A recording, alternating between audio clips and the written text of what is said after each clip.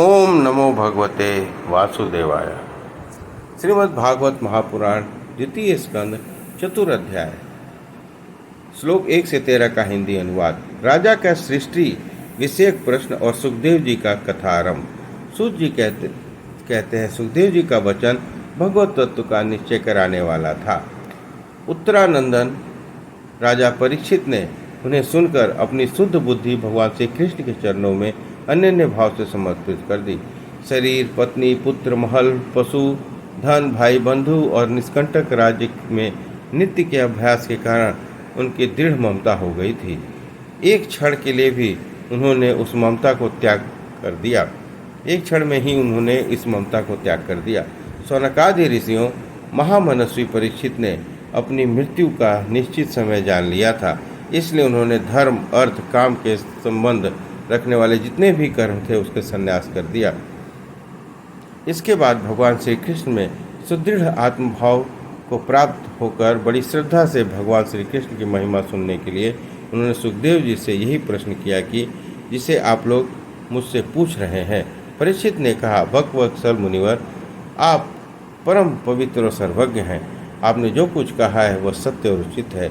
आप ज्यों ज्यों भगवान की कथा कहने जा रहे हैं त्यों तो मेरा अज्ञान से पर्दा फटता जा रहा है। मैं आपसे फिर भी यह जानना चाहता हूँ कि भगवान अपनी माया से इस संसार की सृष्टि कैसे करते हैं। इस संसार की रचना तो इतनी रहस्यमयी है कि ब्रह्मादि समस्त लोकपाल भी इसे समझने में भूल कर बैठते हैं। भगवान कैसे इस विश्व की रक्षा और संहार करते हैं। अनंत शक्ति परमात्मा किन किन शक्तियों का आश्रय लेकर अपने आप को खिलौना बनाकर खेलते हैं। वे बच्चों के बनाए हुए घरौंदों की तरह ब्रह्मांडों को कैसे बनाते हैं और फिर किस प्रकार बात ही बात में मिटा भी देते हैं। भगवान श्री हरि की लीलाएं बड़ी ही अद्भुत हैं, अचिंत्य है। इसमें संदेह नहीं है कि बड़े बड़े विद्वानों के लिए भी इनकी लीला का रहस्य समझना अत्यंत कठिन प्रतीत होता है। भगवान तो अकेले ही हैं। वे बहुत से कर्म करने के लिए पुरुष रूप में प्रकृति के विभिन्न गुणों को एक साथ ही धारण करते हैं अथवा अनेकों अवतार ग्रहण करके उन्हें क्रमशः धारण करते हैं। मुनिवर, आप वेद और ब्रह्म तत्व दोनों के पूर्ण मर्मज्ञ हैं, इसलिए मेरे इस संदेह का निवारण कीजिए।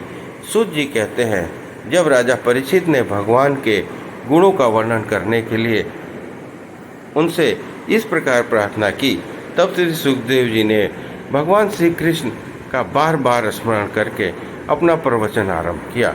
सुखदेव जी कहते हैं, उन पुरुषोत्तम भगवान के चरण कमलों में मेरे कोटि कोटि प्रणाम है, जो संसार की उत्पत्ति, स्थिति और प्रलय की लीला करने के लिए सत्व, रज और तमोगुण रूप तीनों शक्तियों का स्वीकार कर ब्रह्मा, विष्णु और शंकर के रूप धारण करते हैं, जो समस्त चर अचर प्राणियों के हृदय में अंतर्यामी रूप से विराजमान हैं, जिनका स्वरूप और उनकी उपलब्धि का मार्ग बुद्धि के विषय में नहीं है, जो स्वयं अनंत है तथा जिनकी महिमा भी अनंत है। हम पुनः बारंबार उनके चरणों का नमस्कार करते हैं, जो सत्पुरुषों का दुख मिटाकर उन्हें अपने प्रेम का दान करते हैं, दुष्टों की सांसारिक बढ़ती रोक को उन्हें मुक्ति देते हैं तथा जो लोग परमहंस आश्रम में स्थित हैं उन्हें उनकी भी अभीष्ट वस्तु का दान करते हैं, क्योंकि चर अचर समस्त प्राणी उन्हीं की मूर्ति हैं, इसलिए किसी से भी उनका पक्षपात नहीं है। श्लोक 14 से 25 का हिंदी अनुवाद।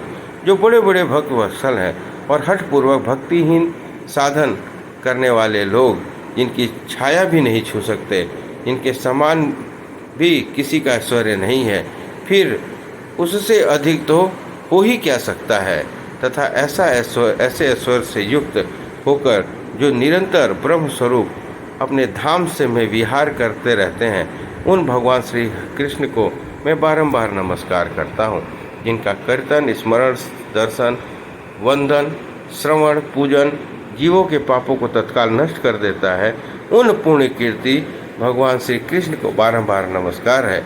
विवेकी पुरुष जिनके चरण कमलों की शरण लेकर अपने हृदय से इस लोक परलोक की आसक्ति निकाल डालते हैं और बिना किसी परिश्रम के ही ब्रह्मपद को प्राप्त कर लेते हैं, उन मंगलमय कीर्ति वाले भगवान श्री कृष्ण को अनेक बार नमस्कार है। बड़े बड़े तपस्वी, दानी, यशस्वी, सदाचारी और मंत्रवेता जब तक अपनी साधनों को और अपने आप को उनके चरणों में समर्पित नहीं कर देते, तब तक उन्हें कल्याण की प्राप्ति नहीं होती। जिनके प्रति आत्मसमर्पण की ऐसी महिमा है, उन कल्याणकारी कीर्ति वाले भगवान को बारंबार नमस्कार है।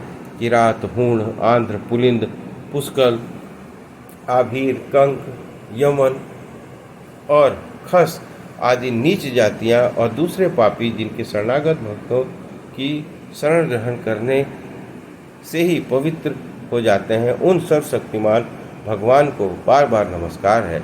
वे ही भगवान ज्ञानियों की आत्मा है, भक्तों के स्वामी हैं, कर्म कांडियों के लिए वेद मूर्ति हैं, धार्मिकों के लिए वेद धर्म मूर्ति हैं, तपस्वियों के लिए तपस्थल है।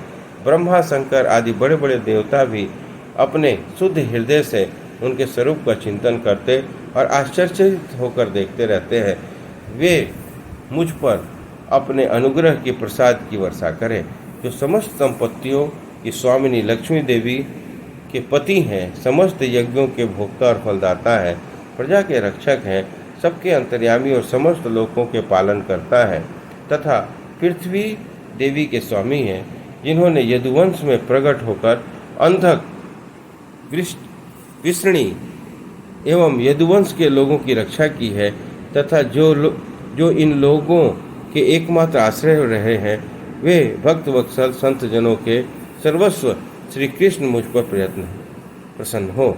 विद्वान पुरुष जिनके चरण कमल के चिंतन रूप समाधि के से शुद्ध हुई बुद्धि के द्वारा आत्म तत्व का साक्षात्कार करते हैं तथा उनके दर्शन के अनंतर अपनी अपनी मति और रुचि के अनुसार जिनके स्वरूप का वर्णन करते हैं, वे प्रेमी और मुक्ति को लुटाने वाले भगवान श्री कृष्ण मुझ पर प्रसन्न हो, जिन्होंने सृष्टि के समय ब्रह्मा के हृदय में पूर्व कल्प की स्मृति जागृत करने के लिए ज्ञान की अधिष्ठेत्री देवी को प्रेरित किया और वे अपने अंगों के सहित वेद के रूप में उनके मुख में प्रकट हुई। वे ज्ञान के मूल कारण भगवान मुझ पर कृपा करें, मेरे हृदय में प्रकट हों।